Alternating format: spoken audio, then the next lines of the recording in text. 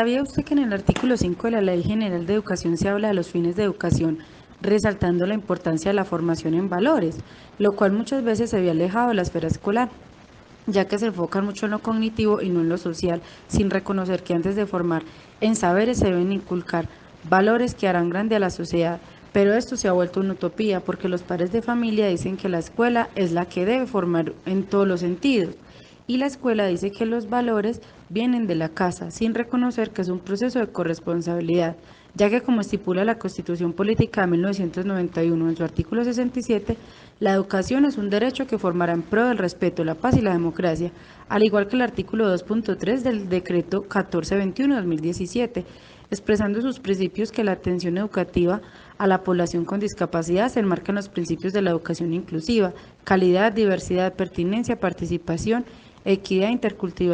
interculturalidad, en sí buscando formar seres integrales.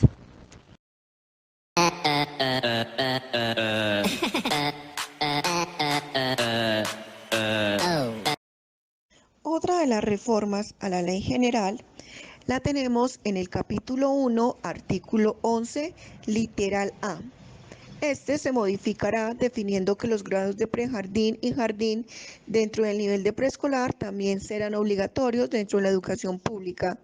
Así, de este modo, no se está excluyendo a esta población para el acceso de oportunidades y de igual forma para la educación pública desde la primera infancia.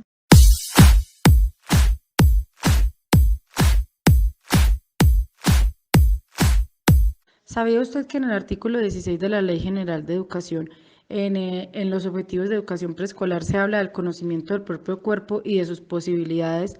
para la adquisición de identidad y autonomía, lo cual muchas veces se ve ajeno a la realidad, debido a que hay instituciones en las que se piensa que los niños y niñas del preescolar son vacías para llenar de letras y números, sentándolos sencillas a escribir y leer sin reconocer que la primordial en esta edad es el desarrollo de su personalidad, apoyándolos si tienen alguna dificultad física o mental, ya que como está explícito en la Constitución Política de 1991 en el artículo 16, todas las personas tienen derecho al libre desarrollo de su personalidad sin más limitaciones que las que imponen los derechos de los demás y el orden jurídico, por las cuales la escuela debe convertirse en este primer grado en un apoyo para que cada niño y niña desarrolle su personalidad y llegue a ser independiente, autónomo y con buena autoestima. Igualmente se habla acerca del desarrollo de la capacidad de expresión, de relacionarse y de la participación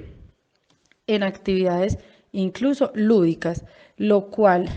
también en varias ocasiones se ve llevado a un segundo plano porque la participación de todos los niños y niñas en procesos de socialización como el deporte y la recreación quedan minimizados debido a que en algunas ocasiones, como en el caso de la escuela nueva, en donde hay bastantes niños y la docente no puede estar al mismo tiempo con todos, sino que debe ir rotando para ayudarlos y apoyarlos en los diversos procesos. Le queda un poco difícil concentrarse en una población en específico, reconociendo que según el decreto 1421-2017, la educación inclusiva implica una participación activa en todos los procesos del entorno educativo sin descuidar ningún aspecto.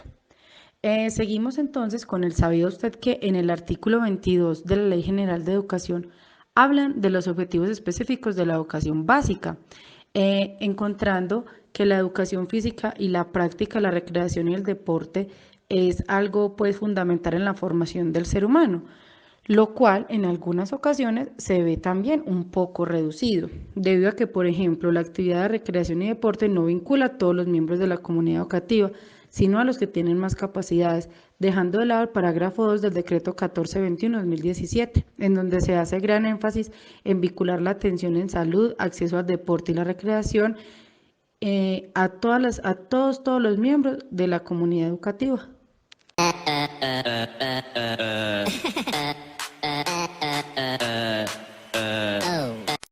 Artículo 24 sobre educación religiosa.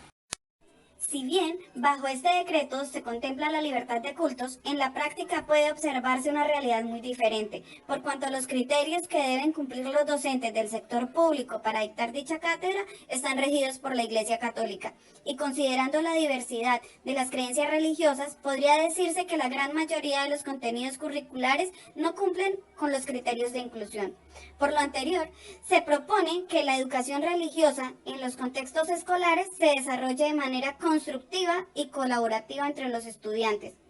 considerando su fe religiosa y de realizarse alguna ceremonia pública o grupal dentro del establecimiento educativo, como sucede actualmente con las Eucaristías, este espacio sea concedido a todas las fes religiosas.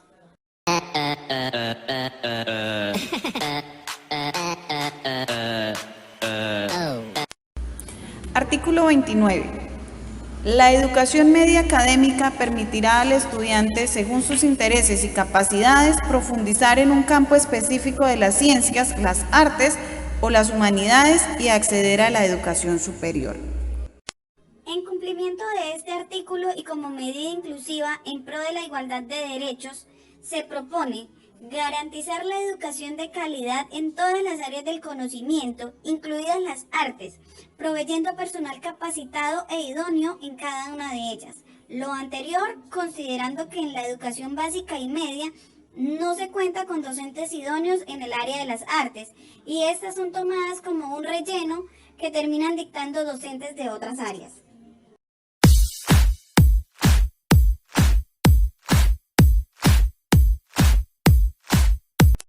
Artículo 32. Educación media técnica. En cumplimiento de este artículo, se hará extensivo a toda la población de estratos 0, 1, 2 y 3 el acceso a la educación técnica, considerando que esta población es la más vulnerable en términos socioeconómicos, incluyendo el acceso a la educación superior, y que en la actualidad los cupos de acceso a los programas técnicos ofrecidos en las instituciones de educación básica son muy limitados. Con esta medida se capacita a las poblaciones menos favorecidas, facilitando la inclusión al campo laboral y productivo.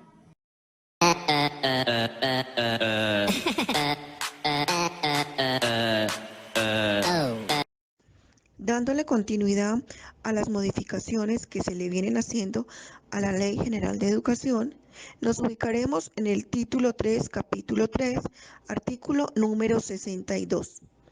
para dar garantía a la conservación de la cultura de los grupos étnicos y conservar su idiosincrasia. Este artículo se modificará definiendo que los educadores para esta población se elegirán por concurso de méritos y aplican solo a aquellos que hacen parte de las mismas poblaciones y tienen dominio de su cultura, lengua y religión, entre otras. En caso de que no hayan docentes de estas poblaciones, quienes se postulen al concurso deben acreditar como mínimo dominio de la lengua nativa. Este será un concurso especial y con definiciones técnicas, metodológicas y conceptuales acordes a la población étnica. En el título 3, Modificaciones de atención educativas a poblaciones, se anexará el capítulo 6, titulado Educación Inclusiva. Este nuevo capítulo reglamentará, entre de otros aspectos, los siguientes: definición conceptual de la educación inclusiva. Se integrará el decreto 1421 del año 2017. Se anexarán las metodologías de flexibilización curricular dentro de la educación formal para los estudiantes diagnosticados con discapacidad, tales como el PIAR y el DUA. Se realizarán las definiciones conceptuales de las discapacidades con sus características y recomendaciones para el trabajo pedagógico en el aula con dichos estudiantes. Atendiendo a otro ámbito de la inclusión y la educación global, se definirá un área obligatoria de aprendizaje, la cual denominaremos interculturalidad, cuya meta es el acercamiento y reconocimiento de las culturas, especialmente de aquellas poblaciones que tienen asentamientos o hacen presencia en un contexto específico. Dentro del área de ética y valores se trabajará la cátedra de inclusión, cuyo propósito es el reconocimiento y respeto a los estudiantes con capacidades diferentes, limitaciones o capacidades y talentos excepcionales.